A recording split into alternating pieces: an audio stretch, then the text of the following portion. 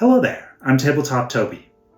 This is the inaugural episode of Top 3 Things. Well, top 3 board game things of the week, to be specific. And these are for me, not for the universe, not as a declaration of supremacy over everyone else's thoughts and ideas. No, it's just from my experience this week, something I've played that I'm excited about, something that has been announced, some piece of news that I'm excited about.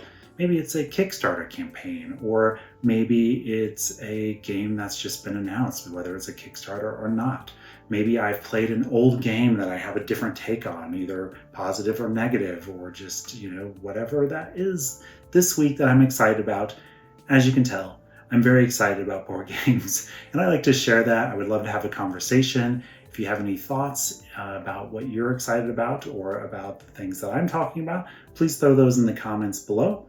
I may not do these every week. I want to make sure that I have 3 things that I am genuinely excited about before I put these out, but maybe I will have 3 things every single week in the board game world that I am excited about, and I will do one every week.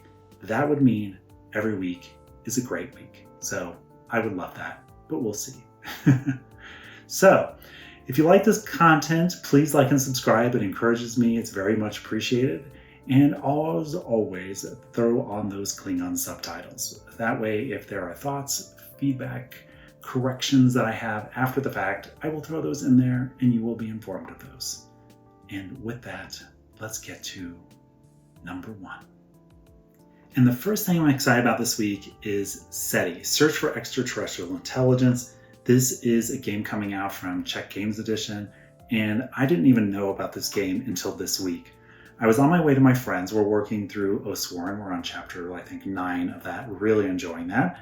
And I was listening to the Shut Up and Sit Down podcast on the way, and they were talking about SETI. And I had not heard of it, and they were saying it was from Czech Games Edition, which created one of my favorite games, Ruins of Arnak, and I've loved all of the expansions for that. Super fun, lots of discovery. It's worker placement and deck building and multi-use cards, which are some of my buttons that get me really excited about a game. And I immediately, when I got to my destination, pulled out my phone, was looking at this BGG page. I'll link this here, and just was looking at the pictures of the game, and it just looks really cool. There's the sun in the middle, and you rotate, and so that kind of changed the availability of things between rounds. You are sending out probes to planets, you are collecting data and analyzing, you're scanning sectors, and it just sounds really cool. And I think one of the most exciting things, aside from the table presence, and I think this looks like the same quality of components as Lost Ruins of Arnak. Aside from that, though, in the multi-use card play and the worker placement, all that stuff that speaks to me, you discover 2 alien races in the middle, and those introduce new cards that you can now acquire and even change up more what's going on. And I just love the idea of new cards kind of being released in the middle of the game. I think that's a really neat concept, and that adds variability to the game. There's 5 alien races, I guess, to start off with, and so 2 of those will be unlocked each one. And I think let's jump over to the rule book real quick. I definitely suggest checking out rule books if you're thinking about buying a game or pre-ordering a game. I almost won't order a game or pre-order or back a game unless it's available. And I love this description of the game in the rule book.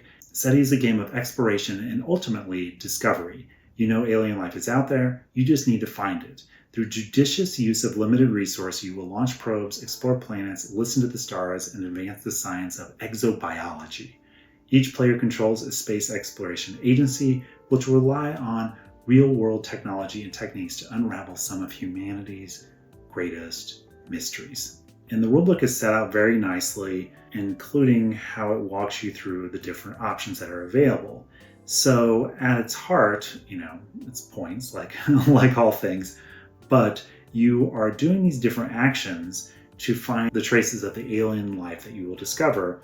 And so there's 3 different, there's the pink, the yellow, and the blue traces that work towards these. And so the 3 different ways that you do those, so one is you're launching probes, and then those orbit the planets.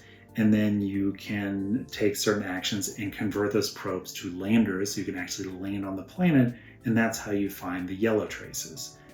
And then the second one is scanning nearby stars, and so this one is a little different. It is a kind of area control game where you're scanning the sectors, and there's these areas where you put for your scan that represents it, and there's rules about who wins that.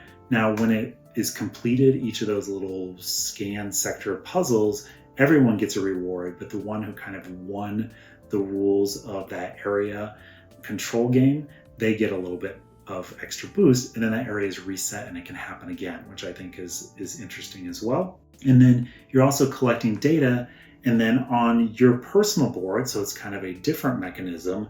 With that data, you have a computer, and so you can run that computer, and that's how you get the blue kind of traces of the aliens. So I just think that all sounds really neat, and it's the multi-use cards, so you can use the cards for the main action, or you can discard them to get something else. There's in-game scoring cards that can add some other scoring options in there. You can research tech that changes your probe tech, your telescope, which is the scanning, and then your computer tech, which is your board. So that adds variability as well.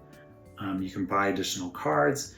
And then, between rounds, that solar system is going to rotate to kind of change access to things as well. And then you discover the alien species, and those come out. They have a special deck of cards. They're stronger than regular cards, it says, and can only be gained from the alien species. So you have to meet the requirements in order to be able to access those. So I think all of that sounds really nifty. Really nifty. I don't know why I said it like that. Really nifty. And that is my excitement point number 1 this week. And before I forget, if you are interested in that game and you want to pre-order it, looks like it's going straight to retail, then you may check out Game Nerds. Right now, if you're pre-ordering, you're getting a pretty big knockoff the retail price. So I'll put that link below as well if it's still available. If it's not, I'll put a note down there. But if you're interested and you want to get it early or first, then that's the place you can maybe get it for a little cheaper. And my exciting board game thing number 2 this week is Endeavor Deep Sea. I got my copy in the mail, and I've really been enjoying it. I love that it's a different theme. The theme is that you're conservation experts out in the ocean, discovering different areas and wildlife and trying to document that, conserve, species that you discover. And I just love that it's a different theme. It can be played both competitively and cooperatively. It's how to describe it?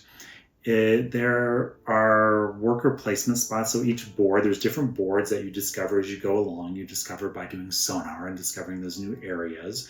And there's a worker placement spot that you get a bonus just for moving your submarine there. You just start with 1, and you have different discs that you start with, and you can get level ups on this board that allows you to get more discs at the beginning of each round, or to reclaim them, because you do have to use discs on the specialist to take those actions with the submarine or to move the submarine.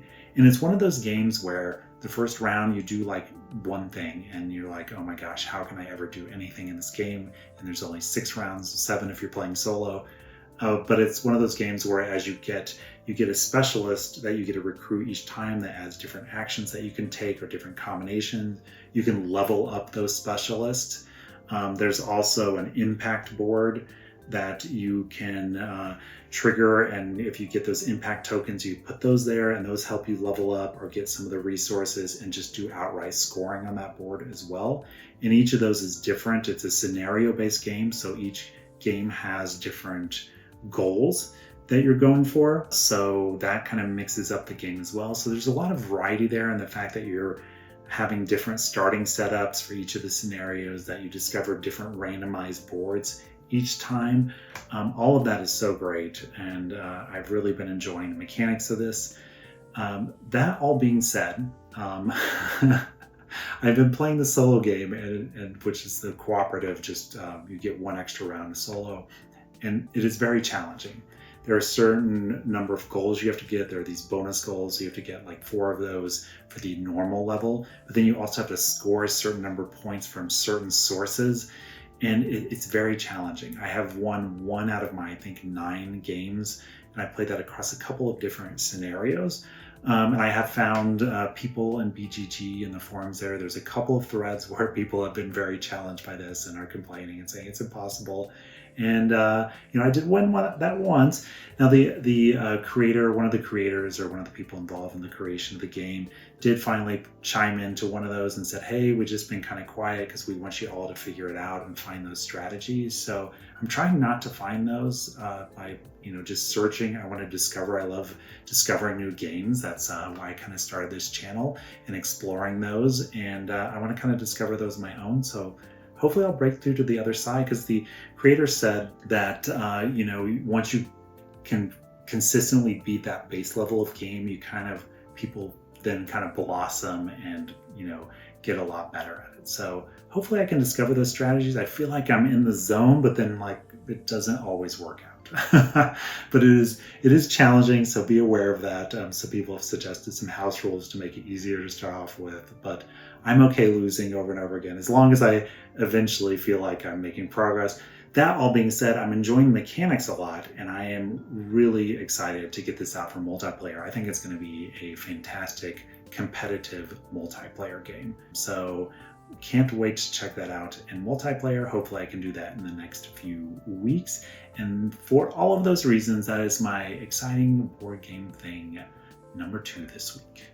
And the third thing I'm excited about this week is the Horrified Krampus expansion. It's the first expansion to Horrified. Now, Horrified is obviously a little bit lighter than the games we've been talking about so far, SETI and Endeavor Deep Sea. It's more of kind of a mid-light weight. It's cooperative, and for that reason, that's something that has been appealing to my friends, who a lot of them like horror movies and kind of comedic horror movies. And Horrified definitely has that vibe going. And I had the base game of Horrified and had exposed some people to that. And then one of my friends then got the American Monsters version, another got the Greek Monsters. So we've played all of those in different iterations and different challenge levels. And I'd seen World of Monsters come out, and I was very intrigued by it because it does have Cthulhu, and I kind of like some Cthulhu. But, I wasn't sure. I was like, maybe I have enough Horrified. But I did see that Cthulhu is kind of a multi-stage one, and there's another board that you kind of go to, which has kind of an eldritch horror kind of vibe that you're going to this other world. So, I think it's a solid, fun game, and I had thought about the World of Monsters, but I wasn't sure. But now I see this Horrified Krampus is a bonus through certain retailers or through Ravensburger's website when you buy a Horrified game. So if I bought the World of Monsters Horrified, the one that just came out, maybe get this as a bonus, because I love Christmas kind of horror combination things, kind of with the theme of my friends liking horror movies and us going to those together. That combination of horror and Christmas I find really funny and enjoy. I love Final Girl also, and there's the special, I think it's North Pole box of it, where there's a Krampus and there's gifts and they explode, and so any of that kind of stuff is really appealing to me. I love decorating for Christmas, so I'm down with all of that. And there's a couple of pictures. This is on thegamer.com, and I'll put a link to this below. This is where I've been able to get the most information that I've been able to see. So here's the Krampus miniature, and then there's 4 standees. One of them is St. Nicholas, and then some other children. And so what I've been able to gather is that World of Monsters, I guess, through the Yeti monster in that has like kind of a villager goal mechanic that's part of the puzzle that you're solving, because each of the monsters in Horrified has its own puzzle that you solve, and then you're able to beat the monster after you solve that puzzle. And so this one, you have to escort these children to get them to St. Nicholas and kind of solve that puzzle. And it throws in a couple of additional perk cards. You can see here the art really digs into the Christmas theming. So here's the monster cards for Krampus: move all children 1 space towards campus, then draw another monster card. There's an additional perk card, the gift of St. Nicholas. Place either a captured child or St. Nicholas in Krampus's location, or move any citizens or legend up to 2 spaces. So that's cool. And then here's the monster board. Once again, really digging into the theming, which I love theme. That is something that definitely appeals to me. And so you have Krampus with the naughty list, the scared children, kind of in this old-timey kind of style. And so the goal is save the three children by putting them under the protection of St. Nicholas, then trick Krampus into leaving. So that's kind of the puzzle you're solving with the villagers on the board. So, I think it will be a solid addition. And since I'd already thought about getting the World of Monsters, Horrified, and they do it at a reasonable price point, and because my group of friends enjoys it, I think I'm down for that. So I think that's probably what I'm going to do. World of Monsters and have the Krampus, enhancement on there with it. Why not? And those were my top 3 board game things of this week. So, thank you for being here. Really appreciate it. If you enjoyed this content, please like and subscribe. And I would love to hear what you're excited about this week, or if you have thoughts about what I'm excited about this week, throw those in the comments below. And what else is going on? So I've been playing Kavango. I don't know if the solo mode of that is going to have longer legs for me, but I love the art. It's also a conservation-based game, but more in the kind of the African animals kind of realm, and highlighting species that are endangered, which I think is really cool. So it's kind of a card drafting game where you're handing off your cards and you're trying to build your set and unlock higher scoring things. But I really have enjoyed just exploring that game, and I can't wait to take it to a couple of board game nights. I think people are going to enjoy that. So we'll see how that plays out. And what else do we got going on? I still want to do a playthrough of Wondrous Creatures. So hopefully I'm going to be on a trip this coming week. I can get that out and make that happen. And yeah, that's probably enough for now. I think Unconscious Mind is going to be finding its way to me hopefully soon. That's what I'm really excited about. So, with weird theming and worker placement, that's definitely a theme for me, if you can't tell. Anyway, thank you for being here. And just remember, the only rule is that there are no rules, except in board games.